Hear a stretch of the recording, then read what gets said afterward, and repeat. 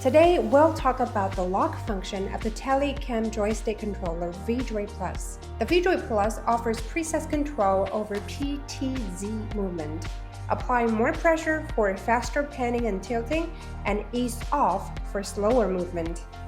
But what if you need to track a moving object at a steady pace?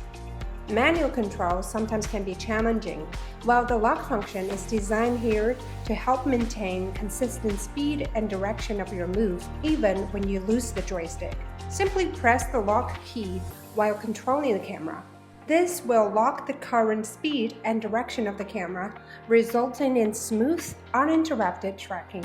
The default lock lasts for 5 seconds, during which other camera operations are paused. You can also customize the lock time. Long press the menu key to access to the keyboard menu, navigate to PTZ settings, and then lock time.